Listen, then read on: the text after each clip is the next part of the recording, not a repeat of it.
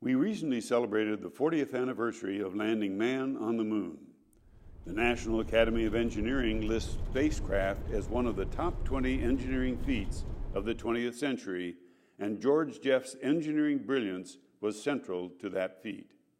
A renowned engineer for the Apollo missions to the moon, Skylab, and Apollo-Soyuz, he was later responsible for the design, development, manufacturing, and test of the first operational GPS satellites and for the Space Shuttle orbiter and main engines, the backbone of the U.S. manned space program for the past 30 years.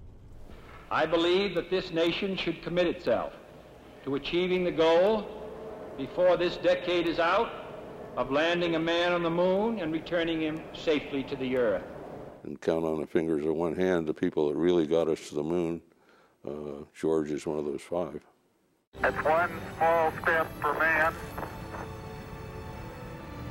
one giant leap for mankind. We had to figure out how we were going to get to the moon and get crews safely back to Earth.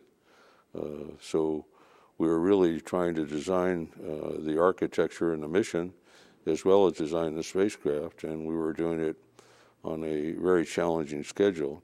George's contribution to that period and the design and the execution of the missions was significant. Ignition sequence start. 6, 5, 4, 3, 2, 1, 0. All engine running. We have a liftoff. His background was flying Hellcats in the Navy during the war. A graduate of the University of Washington, came to work for North American Aviation. He went on to really become head of what then became Rockwell. And I first met George when he was working on a paraglider for Gemini. From that point on, he was involved in all of the NASA space programs. He started out being a project engineer and ended up being president of the company. So he's been involved in aviation and then subsequently involved in the space program really throughout his whole career. He was really in charge of the engineering support that we got for flying to the moon. Apollo was an historic achievement in engineering. The engineers, including my father, had to design and build 3 components that made up the Apollo spacecraft.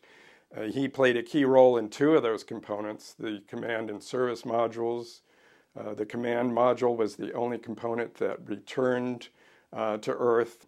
The service module, of course, provided the power and fuel and life support systems. They had to reinvent as they went along and test and design new components. And flying in space is a risky business, and we were designing spacecraft in order to take on that challenge. Being a pilot, he knew what it was to fly, and he loves aviation. The Apollo spacecraft that we took to the moon would not be the spacecraft we ended up flying were it not for George Jeff. Every part of that design, the subsystems that the spacecraft had, the hatch that we had, the environmental control systems, the communication systems, the propulsion systems on the spacecraft, they were all George Jeff's.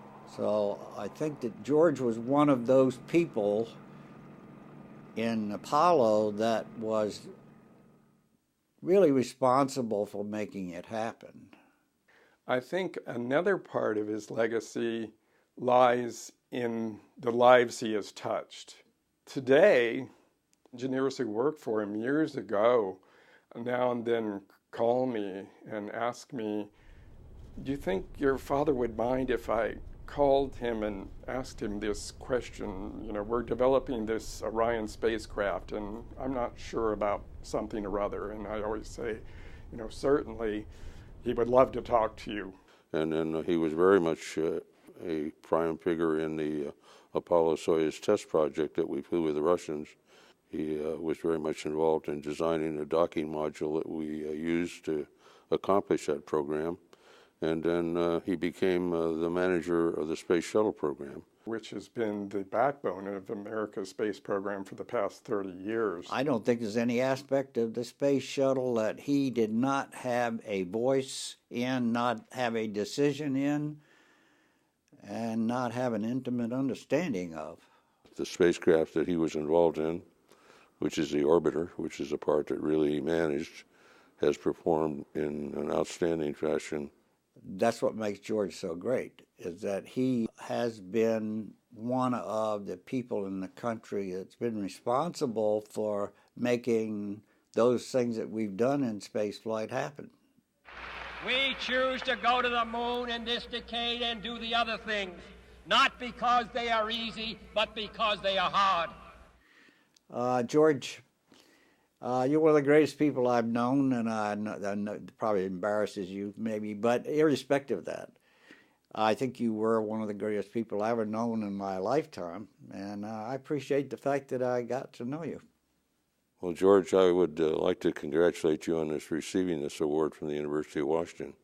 I know no other individual from the university who is more deserving of this award than you. You've earned it many times over, so you probably earned this award over the years a number of times. On behalf of the entire family and NASA, I would like to congratulate you on receiving this prestigious award from your alma mater. Congratulations. We honor George Jeffs with the 2011 Distinguished Achievement in Industry Diamond Award.